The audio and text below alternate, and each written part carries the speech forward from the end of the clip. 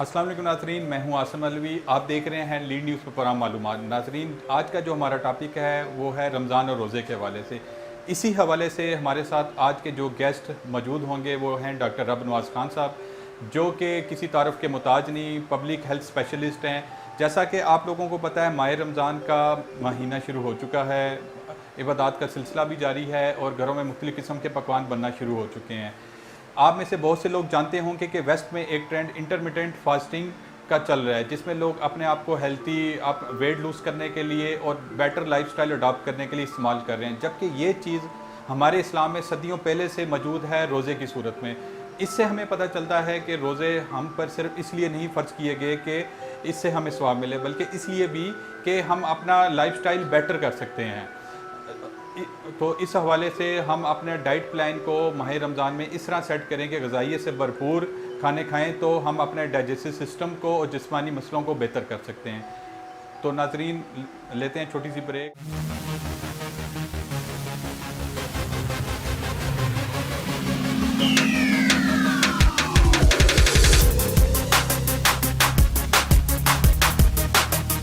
Welcome back नाजरीन। जैसा कि हमने आपको प्रोग्राम के स्टार्ट में बताया था कि आज के जो हमारे गेस्ट हैं डॉक्टर रब नवाज़ खान साहब, जो पब्लिक हेल्थ स्पेशलिस्ट हैं, जो किसी तारुफ के मुताज नहीं है। आइए इनसे बात करते हैं। अस्सलाम वालेकुम डॉक्टर साहब, कैसे हैं आप? बहुत शुक्रिया आप हमारे प्रोग्राम में तशरीफ़ लेके आए।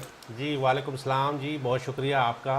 जैसा कि माह रमज़ान का बाबरकत महीना स्टार्ट हो चुका है, इसमें इस्लामी तालीमात अपने हवाले से, लेकिन जो खुराक के हवाले से हैं उसके ऊपर आप क्या रोशनी डालना चाहते हैं कि एक रोज़ेदार या पब्लिक जो रोज़ा रख रही है उसको कौन सी ऐसी खुराक इस्तेमाल करनी चाहिए कि जिससे उसको फ़ायदा हो?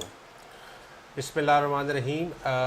खुराक के हवाले से एक नहायत ही आसान सा फार्मूला मैं बताना चाहूँगा कि हम एक ग़ज़ा है जिसको हम मतवाज़न ग़ज़ा कहते हैं।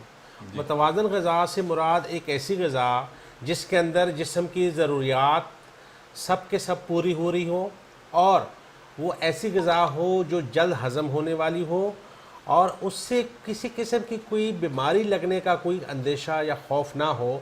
इस तरह की ग़िज़ा को हम मतवाज़न ग़िज़ा कहते हैं, जो आपकी ज़रूरियात को, आपकी जिस्म की ज़रूरियात को पूरा कर रही हो।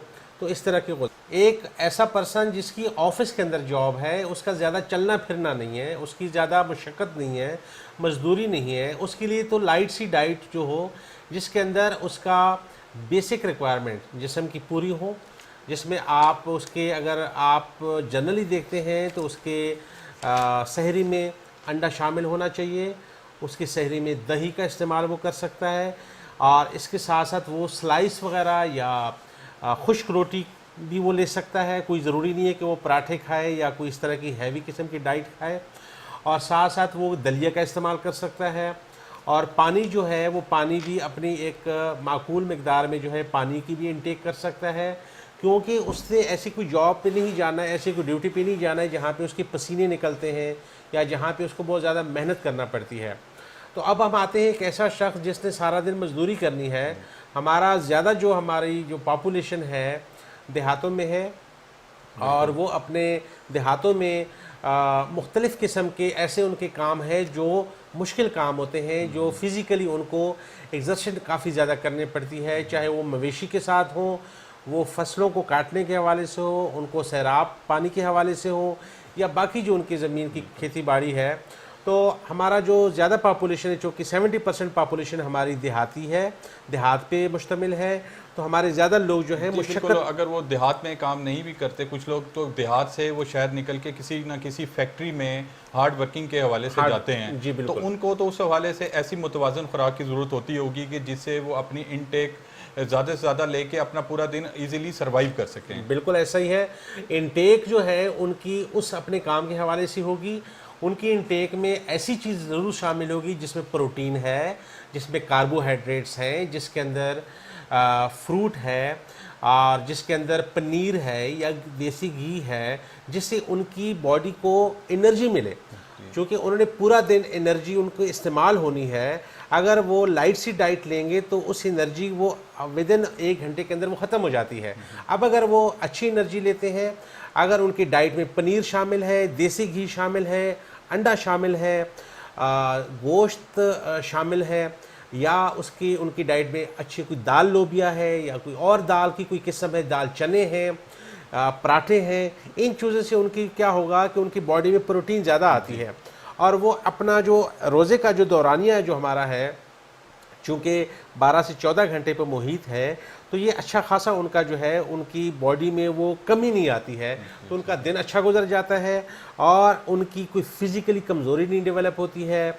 ज़हनी तौर पे उनको किसी तकलीफ़ का नहीं का सामना करना पड़ता है।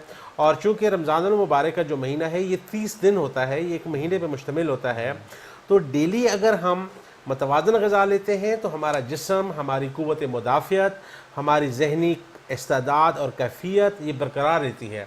अदरवाइज़ ये कुछ दिन के बाद आपकी जब सेल्फ़ इम्यूनिटी, जो आपकी क़ुव्वत मुदाफ़ियत है, वो जब कमज़ोर होना शुरू हो जाती है, उसके बाद बहुत सारे मसाइल आना शुरू हो जाते हैं, जिसके अंदर कमज़ोरी है, गुर्दों के अंदर खुश्की की वजह से गुर्दों में दर्द होना, मैदे के अंदर बहुत सारी बीमारियों का जन्म लेना, ज़हनी तौर पे डिप्रेशन और चिड़चिड़ापन, इस तरह की कैफियत का डेवलप होना, ये सारी चीज़ें इम्बैलेंस डाइट, गैर मुतवाज़न ग़िज़ा की वजह से डेवलप हो जाती हैं।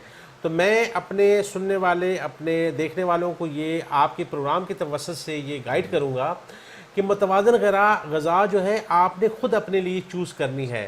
अगर आपने किसी ऐसी एक्टिविटी में हिस्सा लेना है जिसमें आपकी एनर्जी बॉडी की ज़्यादा लगनी है, तो आपने अपनी सहरी में उसी तरह की ग़िज़ा वाली चीज़ लेनी है।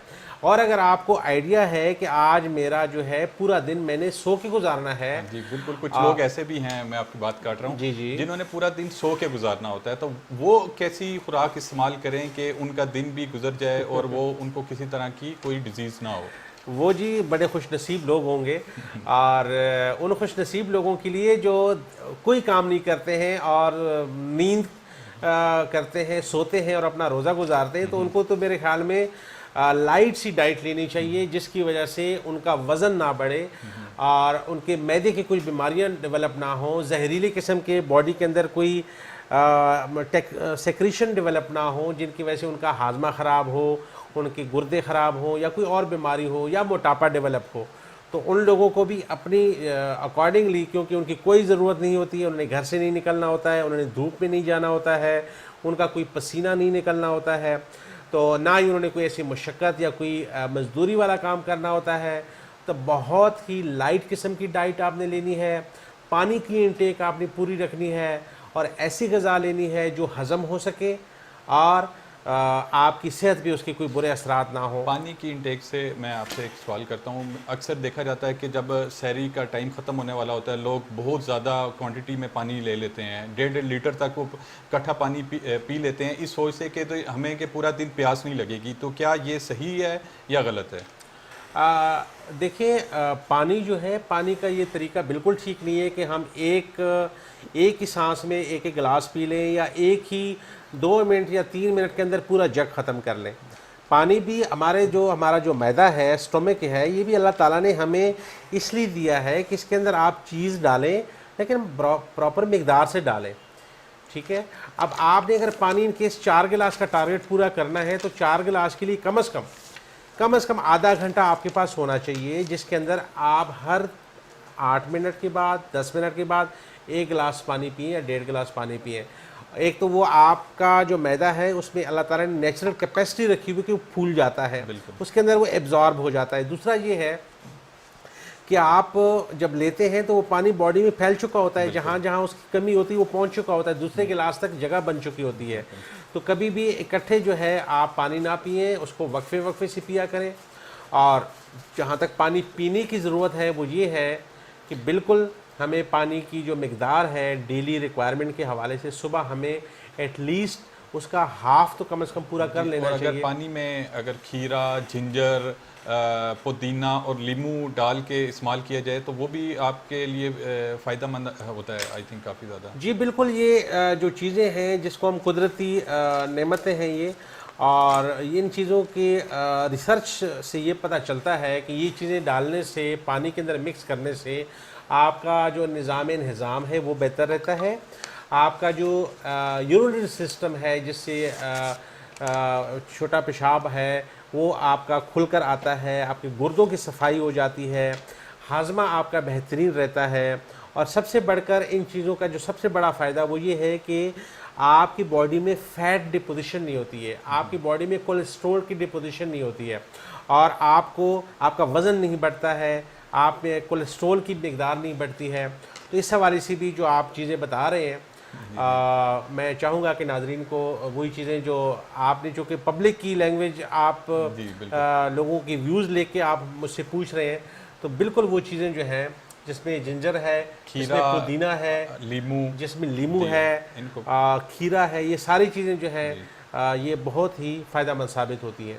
अक्सर डॉक्टर साहब हमने देखा है कि जब शहरी का टाइम ख़त्म होने वाला होता है, जो स्मोकिंग करने वाले हजरात हैं वो जल्दी जल्दी सिगरेट पी रहे होते हैं कि वो जैसे ही रोज़ा शहरी का टाइम ख़त्म होने का होता है और वो 5 मिनट पहले स्मोकिंग बहुत ज़्यादा कर लेते हैं। तो क्या इससे इनको फ़ायदा होता है कि वो अपनी वो ज़रूरियात पूरी कर सकते हैं? देखिए, फ़ायदा तो इस तरह, इसको हम फ़ायदा बिल्कुल नहीं कहेंगे, जहाँ स्मोकिंग का नाम आ जाए मैं उसको फ़ायदा नहीं कहूँगा। लेकिन कुछ लोग जो स्मोकर हैं, जिनकी हैबिट बन गई है, उन्होंने पीना ही पीना है और वो शहरी के टाइम जो वो पी लेते हैं, जी। तो आई थिंक इससे ज़्यादा उनको तो उल्टा प्यास ज़्यादा लगती होगी। देखिए, स्मोकिंग का अगर हम बाकी चीज़ों एक साइड पे रखते हैं और एक शख्स जो अपनी शहरी के वक्त ये कोशिश करता है कि मैंने दिन भर के जितने सिगरेट पीने हैं उसके लिए मैं कोई स्टोरेज बना लूँ, मैं अपने माइंड में कोई स्टोरेज बनूँ कि मैंने 2 सिगरेट पी लिए, 3 पी लिए, ये टोटली रॉन्ग है। हम अपनी लंग्स को, फेफड़ों को, अपने जिस्म को, अपने नाक, कान, गले, जितने भी हमारी ये चीज़ें इन्वॉल्व हैं स्मोकिंग में, दिल है हमारा स्पेशली, हम कंटिन्यू स्मोकिंग जब करते हैं तो हम कंटिन्यूसली टॉक्सिक पॉइजन स्मोक अंदर भेज रहे होते हैं, कैफीन भेज रहे होते हैं। फ्रेश एयर को हम टाइम नहीं दे रहे होते, इसलिए कि हमें पता होता है हमारे पास 10 मिनट हैं, उसके बाद जो है ना शहरी का टाइम हो जाएगा। तो हम कंटिन्यूसली हम अगर सिगरेट पे तवज्जो देंगे तो ये बहुत ज़्यादा डेंजरस है। और इस चीज़ को बिल्कुल ये जवाज़ नहीं बनाना चाहिए कि ज़्यादा सिगरेट पीने से आपका दिन भर का जो है आपकी ज़रूरत पूरी होगी, नेवर। वो जो अगर आप 3 दफ़ा पी लेंगे, 4 सिगरेट पी लेंगे, वो आपकी 1 सिगरेट के बराबर भी शायद आपको वो लेवल उस शॉर्ट से टाइम में, एंजाइटी के टाइम में पूरा कर सके। तो इसलिए स्मोक करने वाले लोग कोशिश करें कि एक बाबरकत महीना है, इस बाबरकत महीने के तवासुत से, इसकी बरकत से, चूँकि आप बाकी तमाम चीज़ों से दूर हो जाते हैं और सिगरेट्स को भी आप छोड़ देते हैं अपने ईमान की ताकत से, तो इसको मज़ीद आप कम करने की कोशिश करें ताकि आप इसी बहाने इस जो एक बैड हैबिट है इससे बचा जा सकता है। इसके अलावा भी मतलब जितने माह रमज़ान एक ऐसा बाबरकत महीना है कि इसमें हम बहुत से अपने गुनाहों से बच सकते हैं और ये पूरा महीना आपको लगातार इस रूटीन पे चलाता है कि आप गुनाहों से तौबा भी करें, बचें भी, ताकि आगे जो नेक्स्ट मंथ्स हैं उनमें ऐसी कोई चीज़ ना हो। तो डॉक्टर साहब, हमारे देखने वाले जो नाजरीन हैं इसमें काफ़ी तादाद बच्चों की भी है, क्योंकि ये मालूमात के हवाले से है। तो बच्चों के हवाले से आप क्या कहना चाहते हैं कि वो भी बहुत ज़्यादा कोल्ड ड्रिंक्स और एनर्जी ड्रिंक्स जो इस्तेमाल करते हैं, वो भी तो इनके लिए, बच्चों के लिए ठीक नहीं है? बिल्कुल ऐसा ही है। कोई भी चीज़ अपनी ज़रूरत से ज़्यादा हो और उसका टेम्परेचर उससे ज़्यादा हो तो वो नुकसानदेह होता है। चाहे किसी चीज़ को ज़्यादा आप कोल्ड कर रखते हैं, फ्रीज़ रखते हैं, वो भी नुकसानदेह है, या कोई चीज़ गर्म हालत में आप खाते हैं, उसको ठंडा होने से पहले ही आप गरम गरम मुंह में डालते हैं, तो दोनों सूरतों में नुकसानदेह है। तो बच्चों के हवाले से ये है कि अगर एक तरफ हम अफ्तार का टाइम देखें तो मेरे ख्याल में अफ्तार के वक्त जो सबसे ज़्यादा खुशी होती है वो बच्चों को होती है। तो बच्चों को ऐसी कोई ममानियत हम नहीं दे सकते हैं और ना ही देनी चाहिए। एक ईद का समा होता है, अलबत्ता ये ज़रूर है कि हमें अपने बच्चों की डाइट जो है उसको देखना होता है कि किस तरह की चीज़ वो बच्चे ले रहे हैं, कहीं ज़्यादा तादाद में उन्होंने कोई ऐसी चीज़ तो नहीं ले ली है। ठीक है नाज़रीन, तो एक मिलते हैं एक ब्रेक के बाद।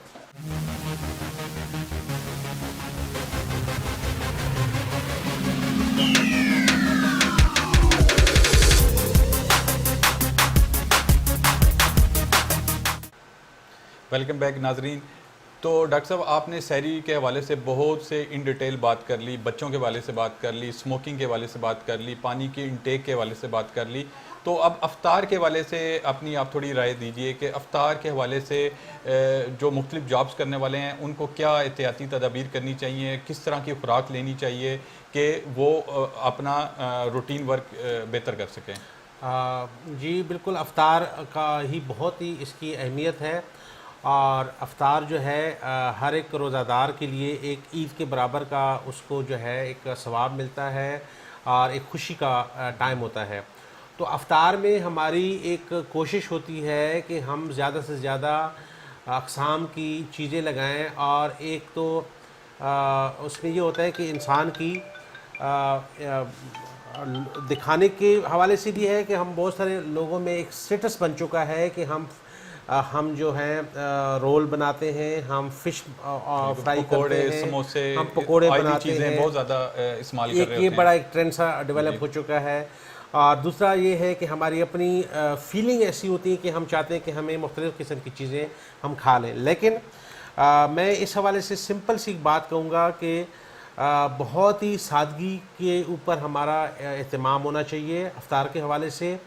और इसमें कोई ऐसी ग़ज़ा अगर हम ज़्यादा मुरगन ग़ज़ाएँ लेते हैं, ज़्यादा तली हुई चीज़ें इसमें हम रखते हैं, तो वो ज़रूर हमें खाने में बहुत मज़ा देंगी उस वक़्त, लेकिन उसके जो असरात होंगे वो पूरी रात की नींद का डिस्टर्ब होना, हाजमा का डिस्टर्ब होना और अगले दिन रोज़े को मुतासर करना, ये बहुत कॉमन हम अपनी रोज़मर्रा अपनी हॉस्पिटल में देखते हैं, ओपीडीज़ में देखते हैं कि मरीज़ जो हैं ज़्यादातर अपने अफ्तार की वजह से एक तो सुबह पेट के मुख्तलिफ मसाइल उसको हो चुके होते हैं, वॉमिटिंग डेवलप हो चुकी होती है, डायरिया डेवलप हो चुका होता है, कब्ज़ इवन की डेवलप हो चुकी होती है। और साथ साथ उसकी जो अगले दिन की इबादत है, जिसमें रोज़ा है, जिसमें नमाज है, वो तमाम चीज़ें डिस्टर्ब हो जाती हैं। और साथ साथ उसकी जो जॉब है, जो ड्यूटी है, जो उसकी बाकी ज़िम्मेदारियाँ हैं, वो सारी चीज़ें ख़राब हो जाती हैं एक अफ्तार को फ़राख़दिली से करने की वजह से। तो मैं ये सारी चीज़ उसकी कॉम्प्लिकेशन मैंने इसलिए बताई हैं कि ये ज़रूरी नहीं है कि हम इतनी ज़्यादा चीज़ें खाएं और उसकी वजह से हम इन तमाम चीज़ों का आगे जो है हम उससे डिस्टर्ब हों। तो आप बिल्कुल सादा जो है उसमें ग़ज़ा होनी चाहिए अफ्तारी के अंदर। मशरूबात का जहाँ तक इसमें स्पेशली ताल्लुक़ है, आजकल गर्म मौसम है, गर्मी बहुत है, ज़्यादा मशरूबात लोग इस्तेमाल करते हैं जैसे ही अफ्तार का टाइम स्टार्ट होता है और बहुत ज़्यादा क्वांटिटी में हम शरबत, कोल्ड ड्रिंक्स वगैरह ले लेते हैं। ये भी आई थिंक बहुत ज़्यादा इंसान की सेहत के लिए ख़राब चीज़ है। जी बिल्कुल। मशरूबात में अगर आपने जैसे बताया कि मशरूबात बहुत ज़्यादा तादाद में हम लेते हैं और उसके अंदर हम मीठी जो चीनी है, जो चीनी का जो शरबत है मुख्तलिफ़ अक़साम में उसका हम लेते हैं। इसके अलावा जूसेस हैं, वो हम डिफरेंट शेप में उसको बनाते हैं।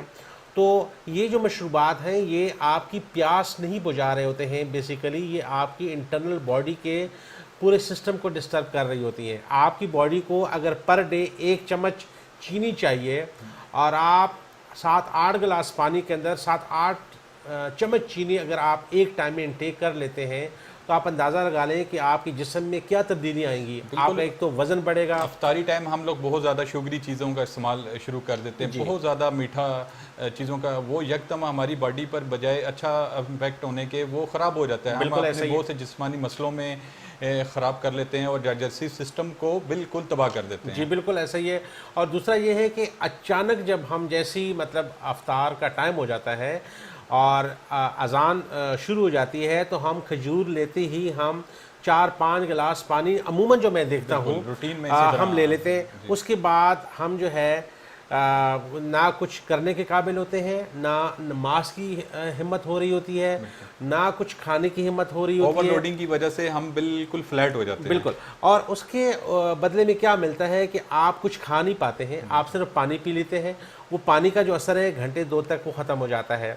एक्चुअल जो आपकी नीड होती है, जो जिस्म के लिए खुराक की ज़रूरत होती है, प्रोटीन की ज़रूरत होती है, कार्बोहाइड्रेट्स की ज़रूरत होती है, मिनरल्स की ज़रूरत होती है, साल्ट्स की ज़रूरत होती है, वो आपसे इग्नोर हो जाती है। इसलिए कि जो पेट है वो आपका पानी से भर जाता है, मशरूबात से भर जाता है।